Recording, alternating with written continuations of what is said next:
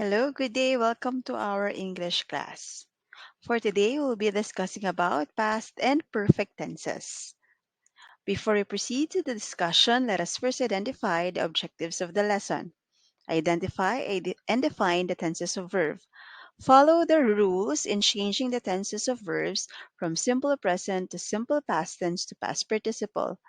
Determine the use of simple past and past perfect tense. Form sentences in simple past tense and past perfect tense. And compose a short narrative using simple past and past perfect tense. Okay, let us define what is a tense of verb. So sa ating definition, babasahin ko, the tense of a verb shows the time and state of the action. It also indicates whether the action is complete or incomplete.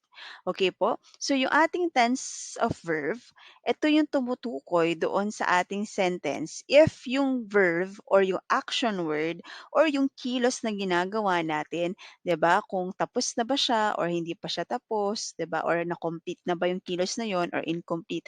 Also, sa pamamagitan din po ng tenses of verb, doon natin nalalaman kung ano yung state ng action at kung anong oras, 'di ba? Kung natapos na ba siya or gagawin pa lang or tatapusin pa lang, yung tenses of verb ang nakakapagsabi kapag ginagamit siya doon sa sentence. Doon natin na-identify kung yung kilos na ba yun ay natapos na, gagawin pa lang, or ginagawa pa lang.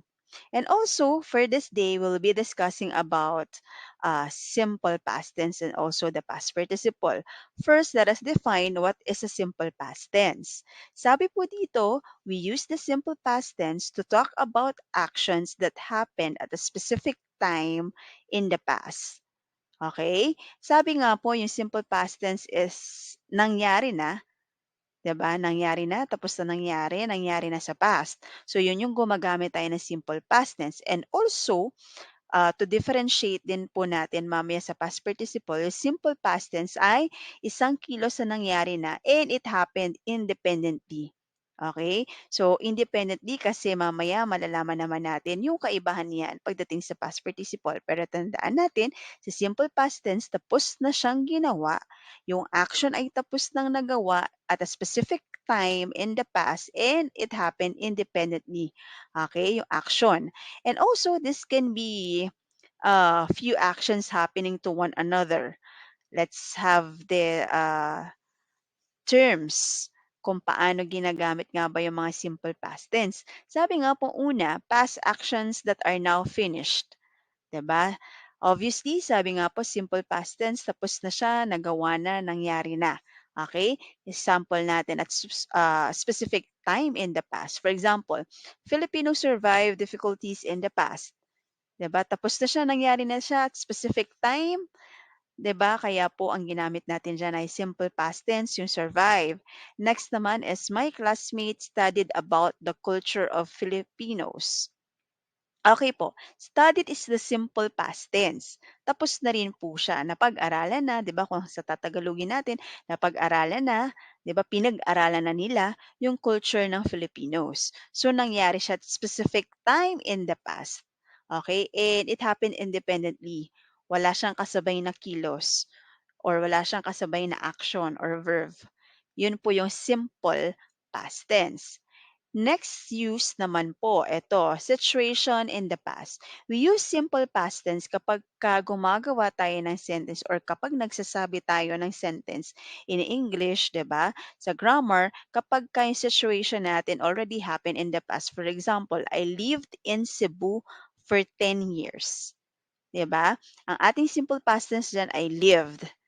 And also, in-indicate na dito yung situation in the past, 'di ba? Yung for 10 years. That's why ang ginamit natin dito, appropriate to use is a simple past tense.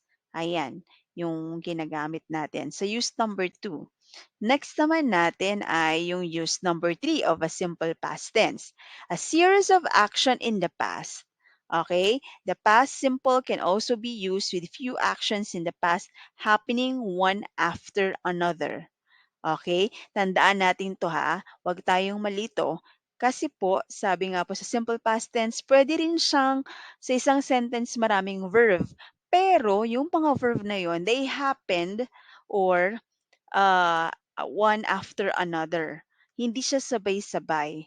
Kumbaga, andun siya lahat ng mga verbs na yan. For example, dito sa ating sentence, example, the Filipinos fought for their freedom, built their country, and stood on their own.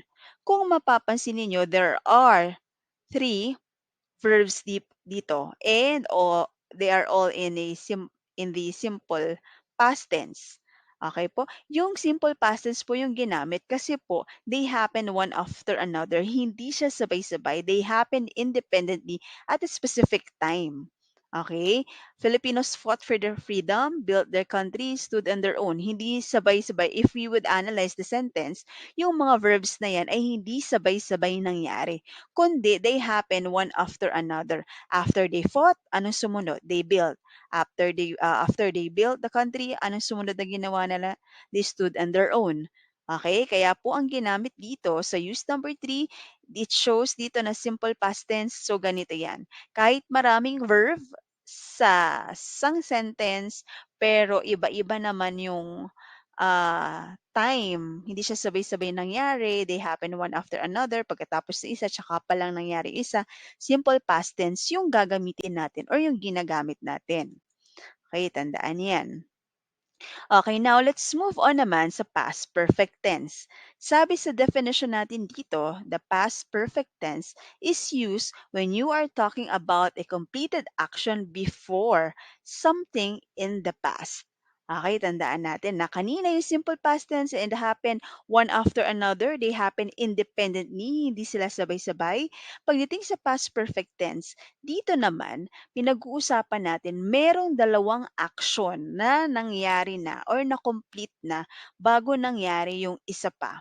Okay? Sabi nga po, it is also used to show something before a specific time in the past. Pareha sila ng simple past tense. Pero, pagdating po dito sa past perfect tense, ayan, meron na siyang prior action. Gaya nga po ng sinabi natin, simple past tense happen independently at hindi sabay-sabay nangyari. They happen one after another. But in past participle, eto na, sa past perfect tense, gagamit tayo ng past participle. Okay? At yung past participle na yon, sabi nga po, is usually combined with the form of have or be. Okay? Indicating, eto na, a completion of event prior to some other event or the present. So, merong dalawang action na nangyari or ginagawa, 'di ba, na sinabi na natapos na yung isang gawain bago pa nagawa yung isa pa. Okay, kung sa Tagalog gano'n yung explanation natin sa past participle. And ginagamitan siya ng form ng have, lagi siyang may have or be. 'Yun yung pag-aaralan natin, paano ba yung forms niyan or yung formula kapag gumagawa tayo ng past perfect tense in a sentence. And there are ways of forming the past participle of verbs. Okay, let's elaborate uh, one by one kung ano ba yung past participle at yung paggawa natin ng past perfect tense. Let's have, yan, by adding D or ED, N, EN, or T. For example, laugh, laughed, close, close, break, broken, burn, burnt. Diba yung ating gagamit tayo ng past participle. Ayan na yun, gagamit tayo. And also, by changing the spelling, alam naman natin yung mga past participle ng mga words, na mga verbs, action words, 'di ba? Meron siyang chine-change yung spelling. Yung iba naman ay nagre-retain lang yung spelling nila. So, walang nagbabago. So, yan yun. Kaya, importante dito, alam talaga natin kung ano yung mga past participle ng mga verbs. Okay, ito na yung sinasabi ko sa form. Paano nga ba tayo nagfo-form ng past perfect tense. Gaya nga po na sinabi natin dito, we use past participle in forming past perfect tense. Pero meron din po tayong gagamitin dito na mga forms. For example, kumbaga formula, kung paano tayo makakabuo ng past perfect tense. Unang form, subject, 'di ba? Plus yung had, and then the past participle of a verb. Example, had written, had arrived, had become, had eaten. May had siya, and then meron din siyang past participle, pinagsama siya. So, ganun yung gagawin nating formula para maka-form tayo ng past perfect tense. O another form, subject. Okay? And then, yung ating had at been plus the object clause, for example, had been late to class, had been sick. Pero ito, syempre, depende. Ito yung two forms natin in forming a past perfect tense. But, yun nga po, kailangan grammatically correct din siya pagdating sa sentence pag ginamit natin. Okay po? Pero yan yung dalawa nating forms. So, let's have the examples dito sa ating past perfect tense. Okay, letter A. Julio had arrived in their house before Fidela cooked dinner. Kung mapapansin nyo, there are two verbs in the sentence. 'Di ba kanina rin sa simple past tense meron ding mga verbs, tatlo pa nga, pero sabi nga po they happen independently, hindi sila sabay-sabay na nangyari. Nangyari sila sa magkakaibang time, sa specific time. Ginawa sila sa iba't ibang specific time nang hindi sabay-sabay.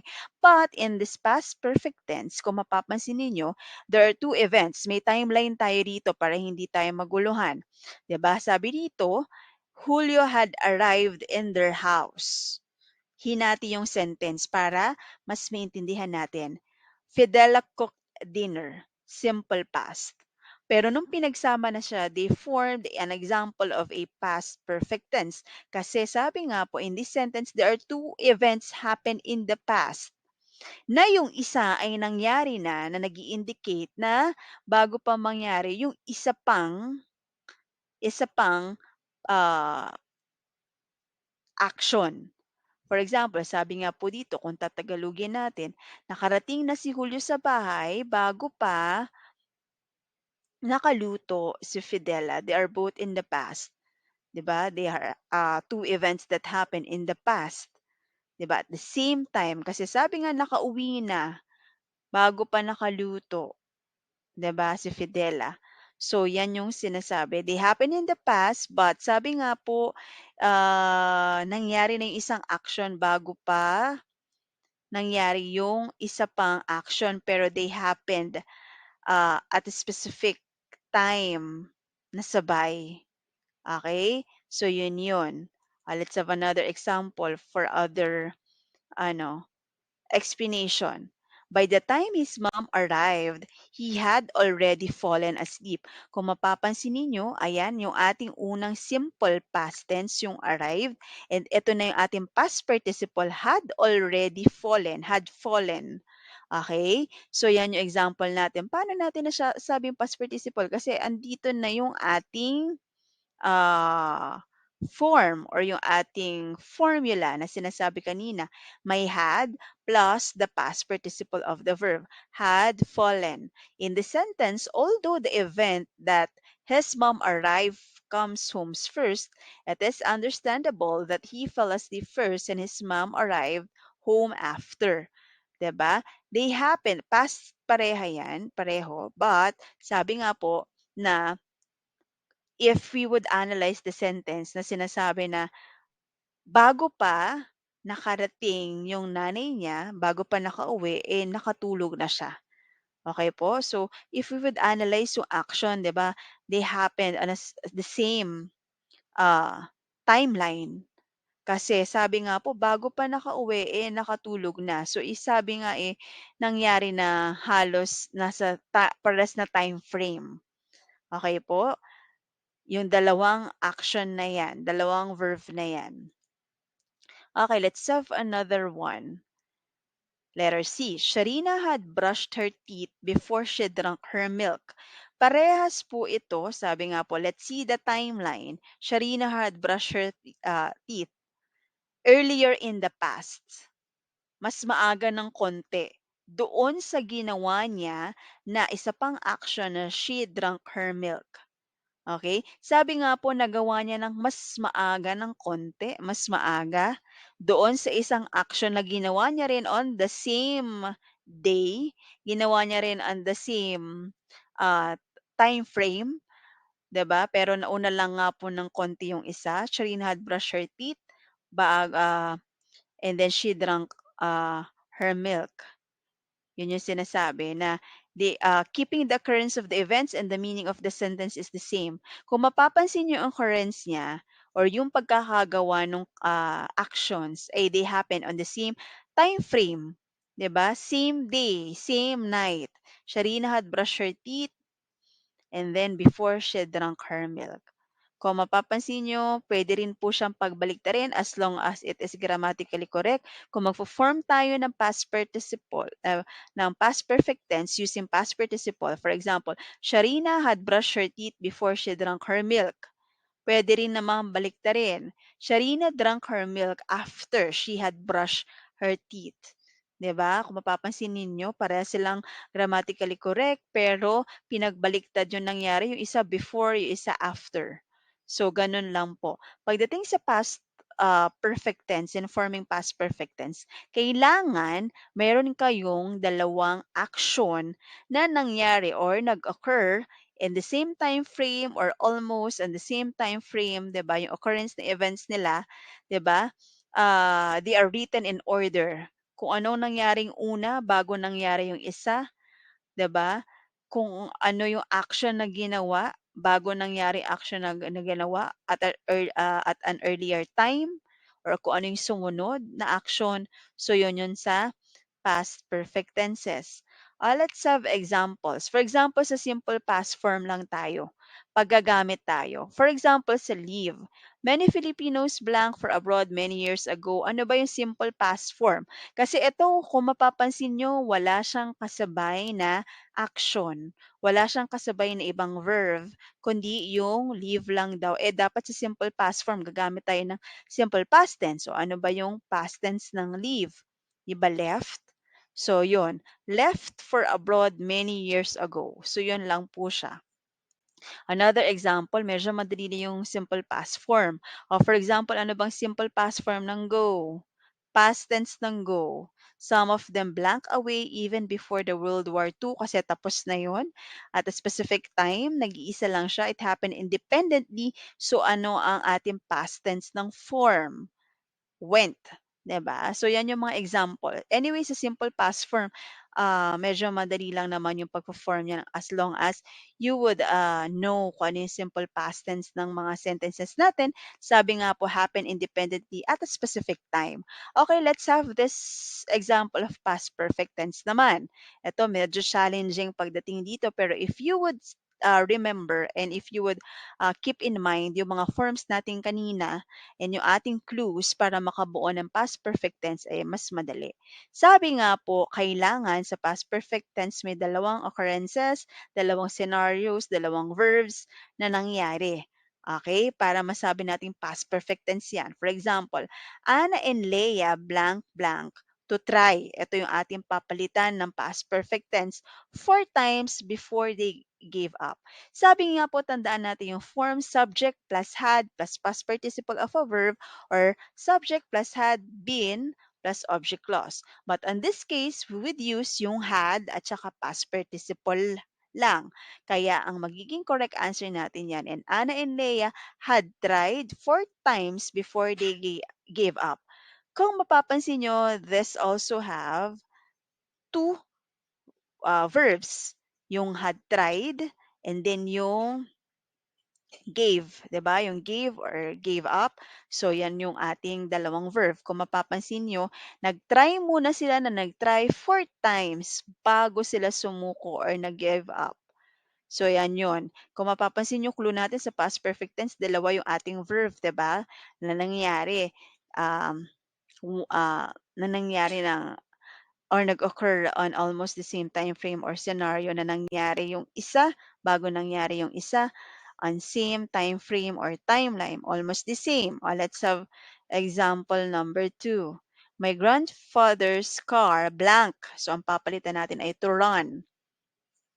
Okay? So, sabi nga po, ang gagamitin nating form dito ay subject plus had plus past participle.